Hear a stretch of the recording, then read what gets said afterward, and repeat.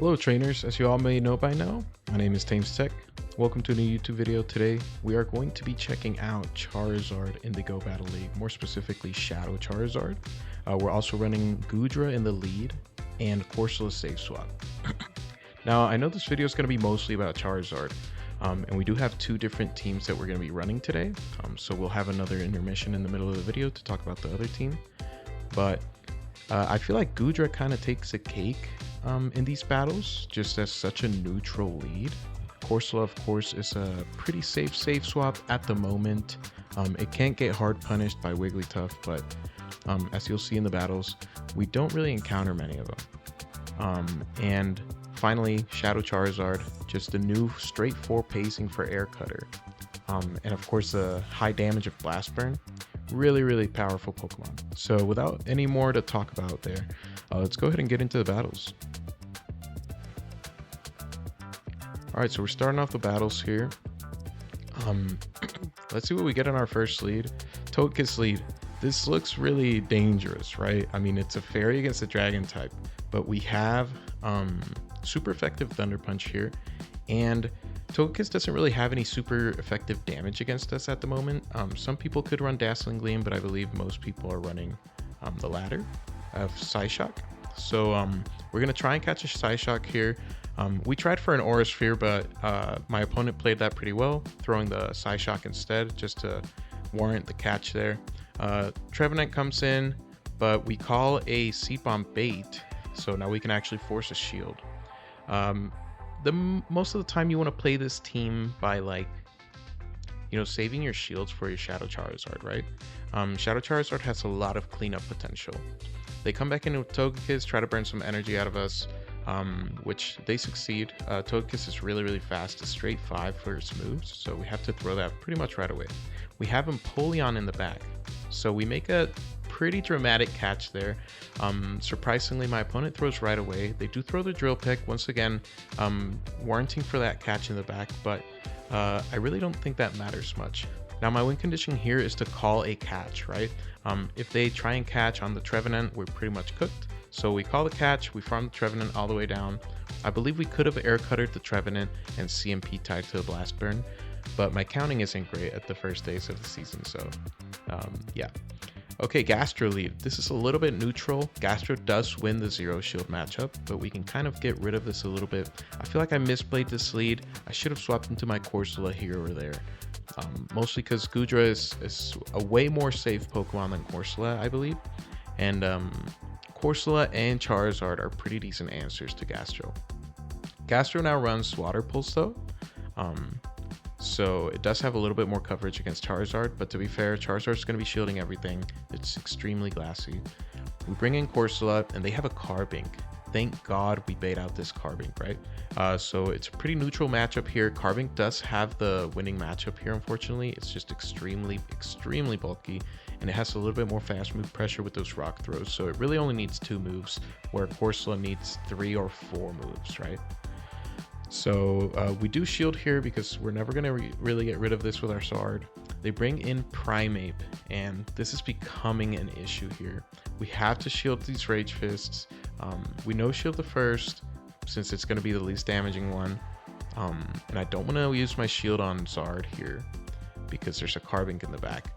But this Primeape is a little bit problematic for us, because it's still going to get to another Rage Fist against our Corsola, right?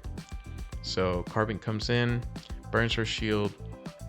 My only win con at this point is farming Carbink all the way down, so I have energy for the Primeape in the back, but unfortunately they're just a little too healthy for me. If we were able to get that farm down and double up, we would have taken that win, but unfortunately we're off to the next battle. Let's see what we got here. Okay, Goodra into Altaria. Not amazing, right? Altaria is a little tankier, but it seems like we are breakpointing them with our Dragon Breaths. And we do have neutral Thunder Punch here. So we actually see CMP tie there. I'm going to try for a catch on the next one on Corsola. Let's see if that works out for us. Throw the Thunder Punch, do a little bit of damage before swapping out. Unfortunately, we don't get the catch, so Altaria still has a pretty decent amount of energy. Here, my opponent brings in Empoleon, and they throw an alignment, so this is a pretty big plus for me. My big mistake here was not throwing right away with the double up. I expected my opponent to try and CMP time me there, so I went for the extra, thinking I could get a full farm down if they threw right away, but they didn't. They throw on good timing, and that kind of makes it a problem for me.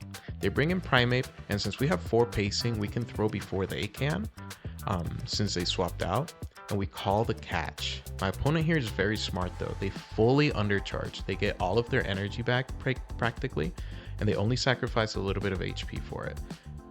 So really, really good play by my opponent there. We're still gonna be able to outpace to the Air Quitter here. And once again, we're gonna have that Empoleon in the back, which is gonna be a little bit of a problem. We really have to land a Blast Burn against it. They bring in Altaria to burn our final shield. Empoleon comes in. Oh, we can actually just land the Air Cutter, so that's totally fine. Altaria is slow enough that we should be able to Ember down, but an Air Cutter boost would have been nice there just to guarantee that farm down. Alright, on to the next game here. Let's see what we got. Charizard lead. Okay, this is actually really, really good, right? We can't survive 2 X-Scissors, but it is a really, really safe catch to make, especially on our back line, right? We resist bug pretty hard.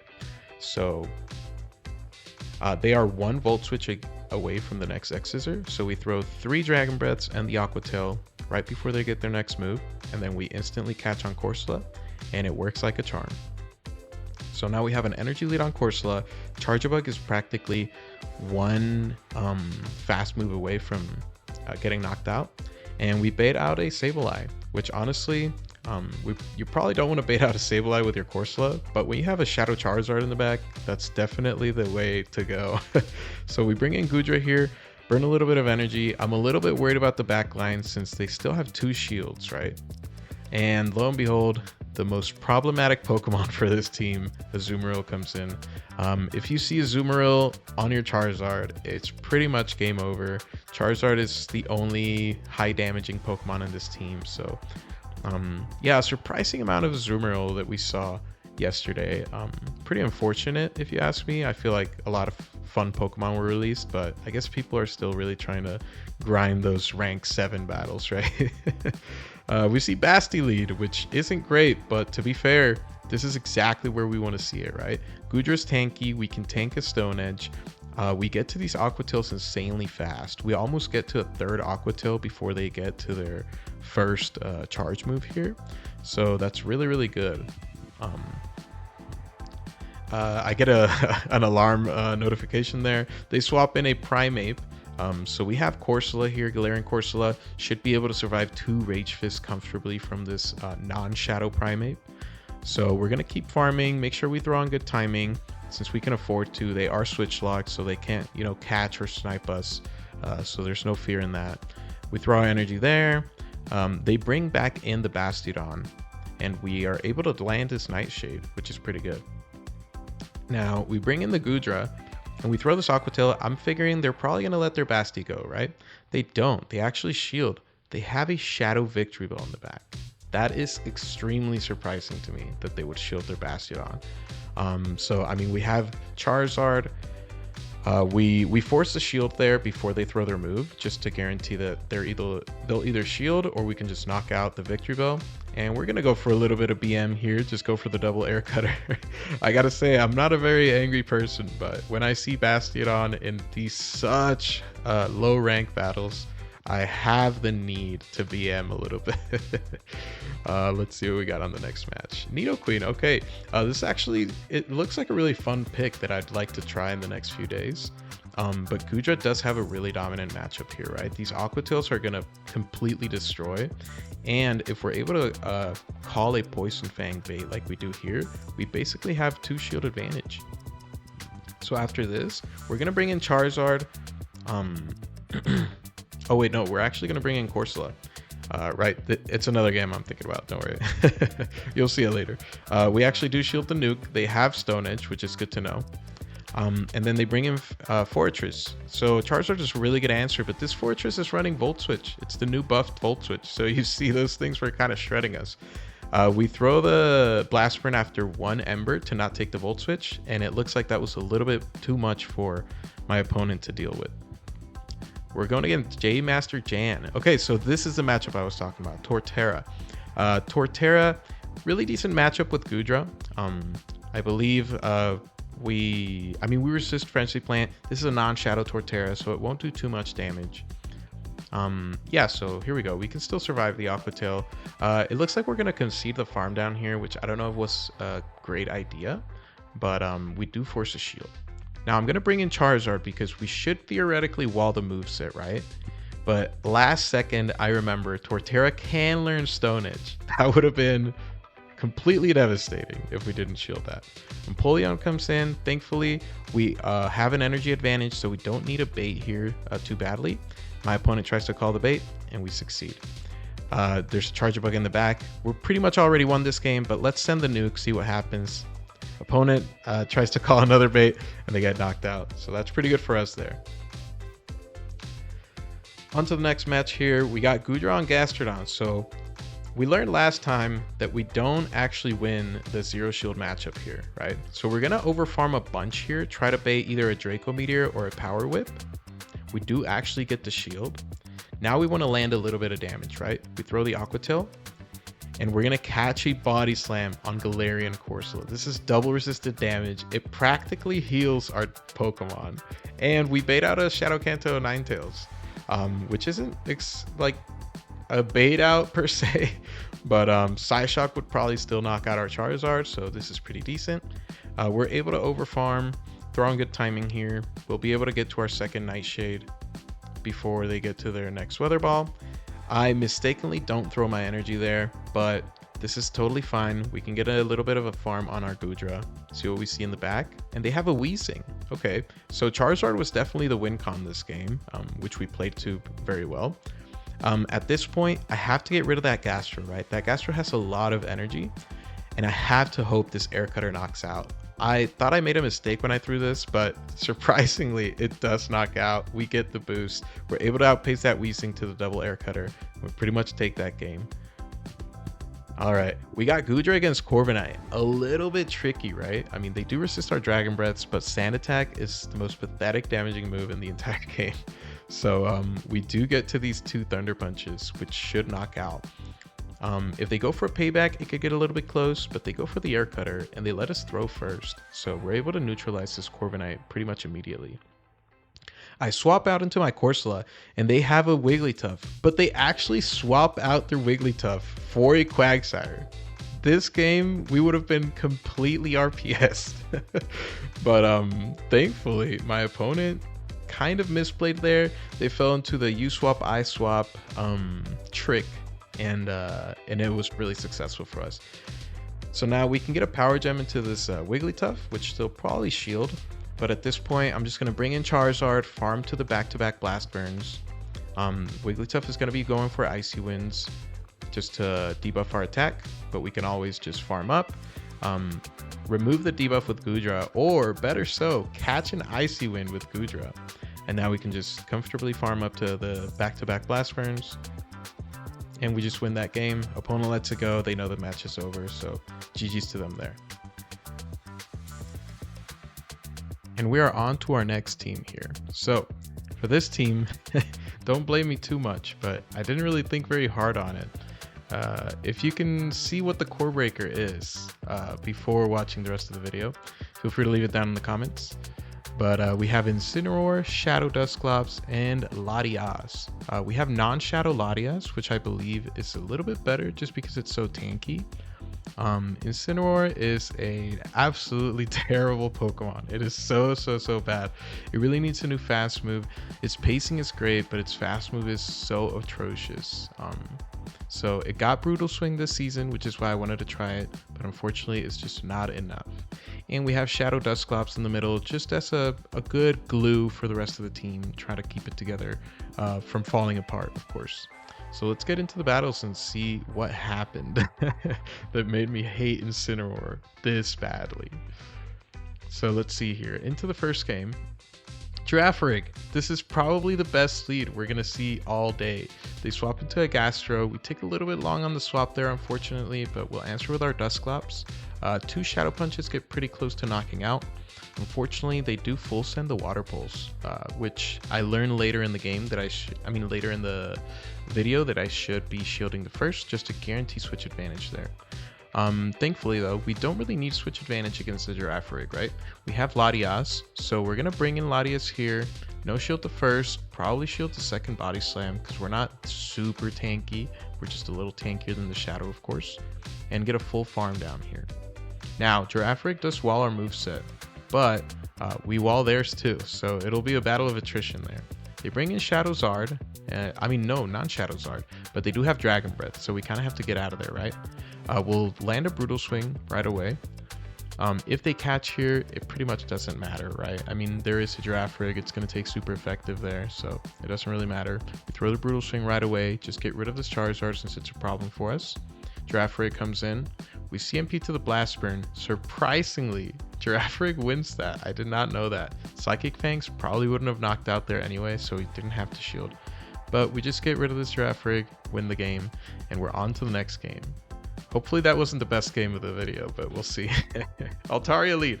That is absolutely atrocious. We bring in Dusclops. We predict they're probably going to swap out, and they do. So now we have an energy lead for the matchup in the back. It looks like they bring in Empoleon here, and it's not the Shadow. So 2 Shadow Punches should still be probably about enough to knock out, but they won't. So I have a feeling that them taking shields there, since we have such an energy lead, means that they're going to let this go, which they do. And now we have an amazing energy lead for that Altaria. Altaria can throw a Sky Attack here, but it's not going to knock out. And we're probably going to be able to get to 2 Ice Punches, which is probably going to claim both of their shields. Let's see here. Yeah, we barely get there. Shadow Dusclops, really, really high rank if you take a look at those IVs. So we get there just by an inch. But now we can align our Latios into this Altaria. It's a little bit suspicious that they're staying in, probably because they have another answer to Incineroar in the back, and they do, right? And that's in Shadow K-Whack. So we CMP the Mist Ball. It thankfully knocks out since they're Shadow, and now we can outpace the Altaria. I wasn't super confident on their energy, so I swap in Incineroar. We should be able to survive any move here. And since we do, we just outpace to the Blast Burn, knock out. But Latios really taking down that K-Whack pretty decently well. Thank God we played to that CMP tie there. That must have been a really, really close knockout. Swampert lead. Holy, that is absolutely terrible for us. We CMP the Shadow Punch on the Hydro, so we're kind of burning the clock here. This is really good for us. Let's see what we can do with our Dusclops here. It's a little bit scary that they're staying all the way into this matchup. We can outpace to the next move because we're straight 3s. Swampert takes 5 mud shots to get to every one of its moves, so they do outpace us here to the second. I think I'm going to bring in Latios here, get a full farm down, probably shield the Sludge. Opponent goes for a Hydro Cannon for some reason. I guess I'll take it. Let's see what they bring in here though. Okay, they bring in a Corviknight. Unfortunately, since they stayed into that Swampert, I have a really eerie feeling that they have another hard answer to our Incineroar. So let's see here. Yeah, they bring in a Sumeru, and that's pretty much game over, right? To ever be close to knocking this Pokemon out, we'd probably have to land about 3 Mist Balls. Since Dragon Breath, not only did it get nerfed this season damage-wise, but it's double resisted by a Sumeru. So Sumeru farms us all the way down. We throw the Mist Ball, they shield it, and they're pretty much 1 away from an Ice Beam. So unfortunately, we're not going to be able to take this game. And for those that didn't cheat and watched till close to the end of the video, Azumarill is our massive core breaker. It is so extremely bad for us. We see Shadowzard in the lead. I was hoping it'd be Ember, but it's Dragon Breath. We're gonna tank this Air Cutter, and they're probably not gonna let this go, right? So I'm gonna take this shield, swap into Dusclops, and see what we can start doing. Hopefully we can pull another shield. They bring in K-Whack. This is extremely good for me, right? The fact that they brought in K-Whack here, we're getting rid of it for our Incineroar, and we have shields up for our Latias. Unfortunately, I miscount. I'm really dumb, and instead of throwing my Ice Punch here, I throw my Shadow Punch into the Zard. Thankfully, they still shield it, so we're able to take down shields. Now, my Incineroar is a little low. I try a catch with it. It kind of works out regardless. They probably just miscounted our energy. So at this point, I'm just going to be farming the Zard all the way down, double shielding the Air Cutters, and just having all this energy for the back line. They have a Eufisk. So at this point, I'm thinking maybe double Aura Sphere is the play, but Eufisk is extremely tanky and we're non-shadow. So it looks like I'm going to have to go for a Mist Ball, right? Dragon Breath isn't piling up too much, so I'm just going to throw the Mist Ball right away, get rid of it. I know that K-Wax's not going to get to another move. I mean, the CHARIZARD, and we're able to take that game, thankfully. On to the next game, JDD Ortega. Okay, so this is another massive core breaker. My only play here is that I can land this Brutal Swing or take a shield with it, and they bait with a Night Slash. They don't bait, we're out of there. We're out right away. Greninja basically cooks our entire team, especially up shields. On to the next match, we see Corviknight in the lead. Once again, you'd think Incineroar would be good in this matchup since we're a fire type, but we are not. So we overfarm a little bit. We send the nuke straight up. I need any use I can get with Incineroar, and they no shield. So we just knock out their Corviknight. This is a pretty good advantage here. Unfortunately, they bring in Bastiodon, which is another really big problem for this team, right? It is Shadow though, so that Blast Burn still does a significant amount of damage. They do outpace us to the Stone Edge here, but I believe we'll be able to survive it decently. Unfortunately, they have Dusclops in the back, and that's another massive core breaker to have when your Incineroar is gone, right? So I'm freaking out a little bit here. We do land a Shadow Punch and get a shield with the other. Dusclops throws double Ice Punch here. I believe maybe my opponent didn't know that Latios is a Psychic type and not a Flying type. But we are a Dragon type, so it's still super effective damage, and they make a crucial mistake here. They bring in Bastiodon. I know this Bastiodon is out of energy, so I can severely overfarm before throwing my Aura Sphere here, and have some energy ready for the Dusclops. Dusclops was dry, they threw double Ice Punch, so we can outpace to the Mist Ball and take that game. I believe my opponent should have just sacked their Bastiodon, or just played for Shield Bastiodon after getting to another move with Dusclops, but oh well. Here is the matchup where I mess up, right? We have the swap for the Kanto Marowak with our Dusclops. We have super effective Ice Punch. If I were counting, we'd be able to take switch advantage pretty confidently here after playing out the ones. So I have the Shadow Punch plus Ice Punch, right? So I bait with the Shadow Punch. I don't get the shield, but instead of throwing the second move to get the shield, I overfarm, lose the CMP tie. I played that terribly. We bring in Latios to farm down this K-Wax, but this game is already looking a little bit dire, right? That Bone Club does a ridiculous amount of damage. We have a bunch of energy for that Sand Slash. This should one-shot with Aura Sphere, double super effective. Boom. It's Gastro in the back. This is extremely problematic. We land the Aura Sphere, surprisingly. I can't believe they didn't shield that since it's like the only high damaging neutral move in the game. So at this point, I have to bait with a Brutal Swing and CMP tie with a Blast Burn and hope it knocks out. Bait successful, CMP tie the Body Slam with the Blast Burn. It doesn't knock out. We have a little bit of HP left with Latios. Can we survive the Mud Slap? We don't even have to find out because 2 Dragon Breaths take the win. Oh my god, this team was definitely not one of my best teams that I've built. Please don't use Incineroar. In fact, if you have Incineroar in your decks or your Pokebox or whatever it's called, throw it away. Throw it in the garbage. Either way, that is the end of the battles for today. Let's go ahead and check out the question of the day here. And the question of the day is, how much do you hate Incineroar? I hate Incineroar quite a bit after yesterday's battles. Do I hate it more than Azumarill? I don't think so. I believe Azumarill is an extremely boring, extremely skillless Pokemon, just like Bastiodon is. But of course, it'll always have play in the meta, so stat product is king in the Go Battle League. But feel free to leave me some feedback down below. Let me know if you liked the video or not. And I'll see you guys in the video for tomorrow. You guys take care. Check me out on Twitch if you want to see these battles live. Follow my Discord or join the Discord if you want to hang out. And I'll see you guys tomorrow.